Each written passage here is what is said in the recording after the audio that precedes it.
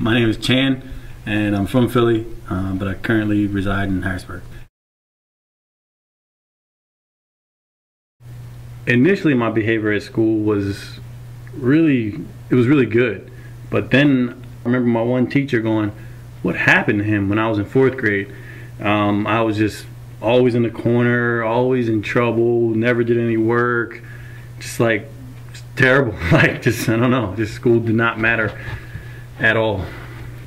I was just super hyper and never focused. I guess I would say that the reason that I was always bad or whatever was because I didn't have any kind of attention paid to me at school, at home. And if it was negative. And I had absolutely no structure whatsoever. I mean, none. If I wanted to stay up till 4 o'clock in the morning, stay up till 4 o'clock in the morning. If I wanted to go to school, I did. If I didn't, I didn't. You know, I didn't. There was no foundation. I did not have a foundation. So I kept doing so bad in school, but somehow they gave me a chance, as opposed to keeping me back a class or something like that, or I can go to summer school. They put me in something called socially emotionally disturbed. They thought that would help, but that class was ridiculous. I mean, it was like color this A and then you get an A, in 8th and 9th grade.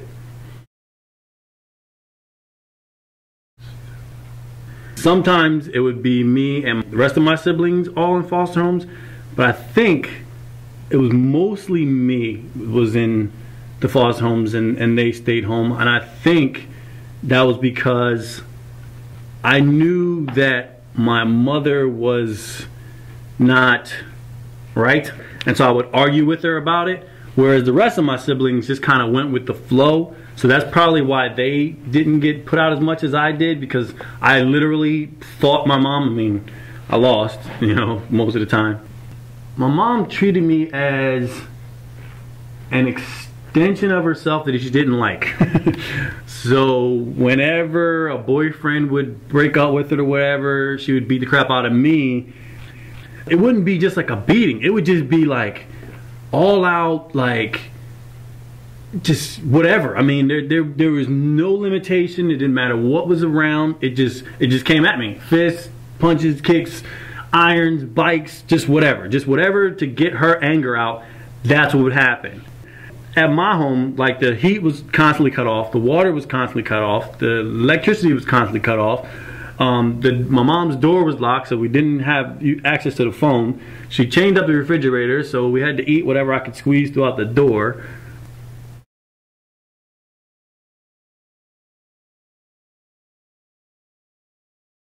My awesome uncle was walking with me one day, and my Uncle Paul, and we were talking. I don't know, me and my uncle had some really cool philosophical conversations all the time, and we were just walking, and just somehow, he asked me, he was like, "When you get in fights," he's like, "how do you feel?" And I was like, "Well, I feel that I don't want to do something more to that person to make them want to hurt me more. I want to get them off me, and I don't want to get hurt, but I don't want to do something where they get angry and try to beat the crap out of me more, because that's what happened when I would fight back with my mom." And so my uncle was like, "I feel the same thing." And I was like, "Yeah." He was like, "What do you think about, taking martial arts?" And I was like, "Oh, okay." So we went back to his apartment and opened up the telephone book, and I practiced Shotokan Karate at the Y.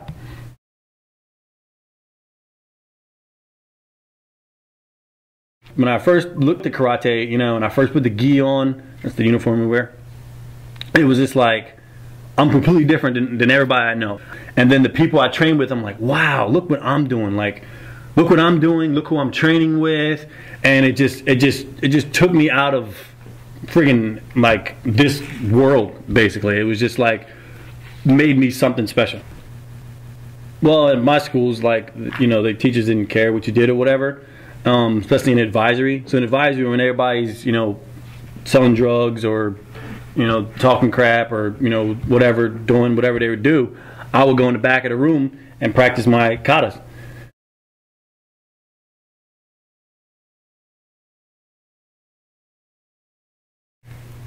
So when I took Kung Fu, it was a whole nother level of martial art. It was more than just doing katas and, you know, stuff like that.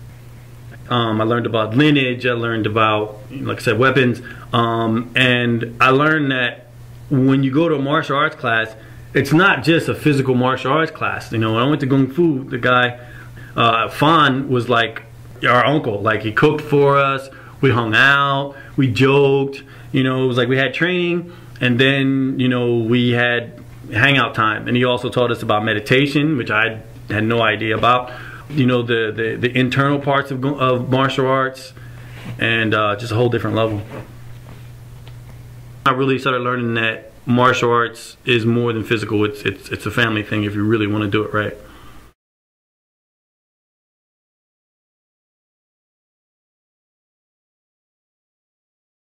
From the first class, I was like, I don't care if I do mixed martial arts or not. Just jiu-jitsu thing is really fun.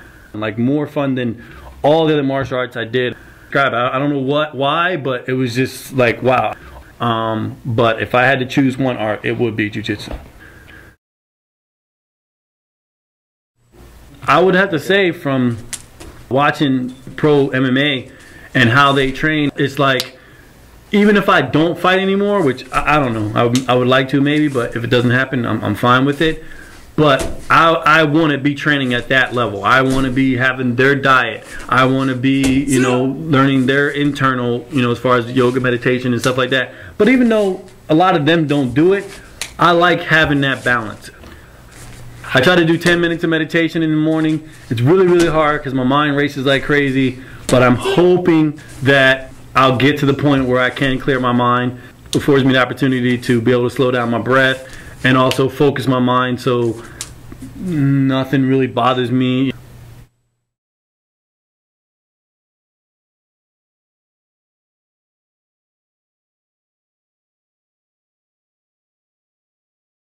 First of all, their mind will be more focused.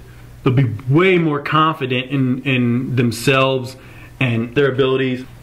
And if they're trained with the right person, if they're in the right school, they will be driven towards doing positive things for themselves, for their future, and little petty things just won't bother them. I think the reason that a lot of people get so upset about whatever is because they don't feel they can handle it, either physically or mentally. It was amazing to watch my son grow up in martial arts and how much confidence he has in himself, and he loves to help people. He's very, very focused, and you know, it's just great. See, martial arts was just kind of like the rollers, whereas Michael and Judy and Uncle Paul and my siblings, those are the peoples actually that kept me, you know, from falling into things that, you know, my friends fell into, or being an ignorant person, or letting any part of my childhood mess with me. And it was just kind of like they kept me on the positive thing and looking at, you know, things as positive and not falling whatever. And it's just like martial arts was the roller that just kept me going on my own when they weren't there. I always felt significant and special because I am a martial artist, and because I'm striving to be a better and better martial artist, and I strive to be a martial artist for the right reasons, not so I can go beat people up. No, I strive for that main goal, which is to make myself stronger so I can help as many people as I can. And that's what I tell Ninja. The most important job or goal of a martial artist is to get stronger so that we can help as many people as possible.